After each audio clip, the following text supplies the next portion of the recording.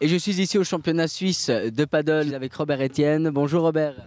Bonjour. Comment ça va? Ça va bien, super même, regardez ça, c'est incroyable. Il y a Là, hein. plein de gens ici, vous pouvez le voir, qui viennent s'essayer au paddle. Il y a aussi différentes courses qui sont organisées. On va démarrer par l'historique de votre parcours. Vous avez vraiment amené le stand-up paddle en Suisse. Comment ça a démarré?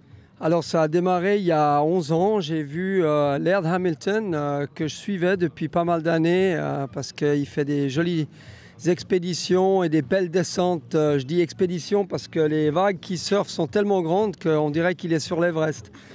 Et donc j'étais impressionné parce qu'il était debout sur une planche et je savais que c'était un surfeur, un windsurfer, un kiter. Et je voulais comprendre ce qu'il avait trouvé et découvert. Et alors j'ai commandé à Hawaï une paire, enfin j'en ai commandé deux parce que j'aime pas faire les choses seul. Alors j'ai pris un jeune qui voulait aussi essayer, puis en 2006, on a commencé à faire du paddle sur le Léman et c'était une expérience assez inoubliable. Ici, il y a plusieurs disciplines, c'est-à-dire que les enfants peuvent venir s'essayer à une course. Il y a également voilà, un niveau standard, j'ai envie de dire, pour adultes.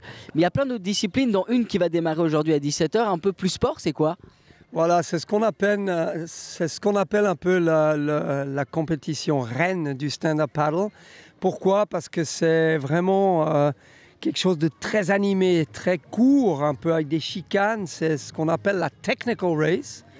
Et c'est un parcours de boucle où on va sortir chaque fois pour aller dans une chicane, sortir de l'eau, aller autour de la chicane, lancer sa planche dans l'eau et plonger sur la board pour prendre de l'élan pour engager le prochain tour.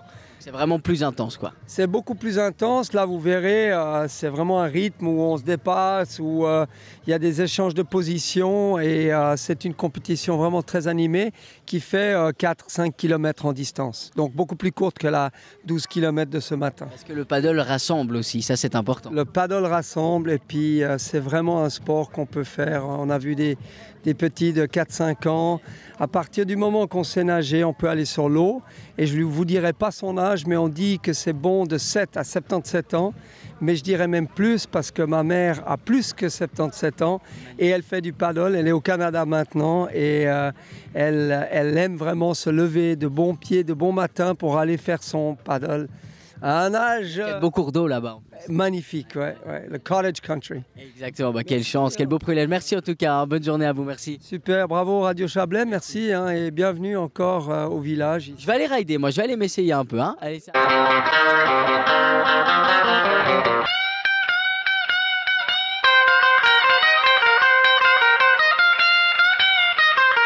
Marco de Red Paddle, bonjour Marco. Enchanté, salut Lo. Comment ça va? Ça va, super. Bien, alors je suis venu ici aujourd'hui vous voir parce que alors vous Red Paddle, vous êtes les premiers à avoir fait le Dragon. Qu'est-ce que c'est? Alors Dragon, c'est un stand-up paddle multiplace. C'est le premier inline, c'est-à-dire tous alignés. C'est un modèle pour 4 personnes.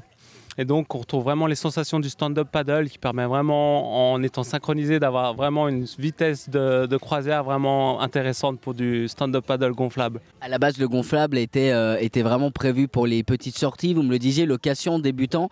Mais maintenant, le gonflable commence vraiment à se développer. C'est vrai que le stand-up paddle gonflable, c'est un produit qui est très adapté pour la location puisque c'est solide, c'est stable, voilà, c'est pratique, la personne peut aller directement à l'eau avec. On peut rester dessus. Un rigide, ça va être quand même un peu plus exigeant, même si large, c'est tout à fait stable. Et ça permet vraiment aux personnes qui n'ont pas les moyens logistiques, c'est-à-dire une voiture, des barres de toit, un garage ou autre, de pouvoir profiter d'aller sur l'eau avec un modèle gonflable. Nous, on n'a pas eu la chance de commencer aussitôt. Et là, vraiment, il y a des jeunes, voilà, ça va être aussi l'avenir du sport, du stand-up paddle en Suisse, pour que ce soit des coureurs pour l'avenir qui puissent représenter la Suisse également dans les championnats du monde. Ouais. D'ailleurs, le paddle se développe énormément en ce moment en Suisse. Vous organisez souvent des journées tests, comme ici justement aujourd'hui au championnat suisse de paddle. On a l'occasion de venir essayer ces planches. Il ne faut pas hésiter de vous suivre sur votre page Facebook Red Paddle Co Suisse, c'est ça? C'est ça, exactement. On a également un compte Instagram. En tout cas, je vous remercie beaucoup Marco pour ces explications.